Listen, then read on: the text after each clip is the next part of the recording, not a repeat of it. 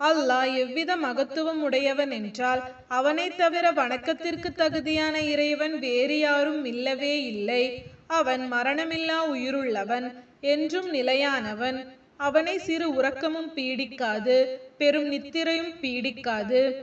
வானங்கள் பூமியில் உள்ளவை அனைத்தும் அவனுடையதே. அவனுடைய அனுமதியின்றி அவனிடத்தில் எவருக்காகிலும் யார்தான் பரிந்து பேசக்கூடும்? அவர்களுக்கு முன் இருப்பவற்றையும் அவர்களுக்கு பின் இருப்பவற்றையும் அவன் நன்கறிவான். அவனுடைய விருப்பமின்றி அவனுக்கு தெரிந்தவற்றிலிருந்து யாதொன்றையும் மற்றெவரும் தங்கள் அறிவால் அறிந்து கொள்ள முடியாது. அவனுடைய குர்சி வானங்கள் பூமியை விட விசாலமாய் இருக்கின்றது. அவ்விரண்டையும் பாதுகாப்பது அவனுக்கு சிரமமன்று. மேலும் அவன்தான் மிக உயர்ந்தவன், மிக மகத்தானவன்.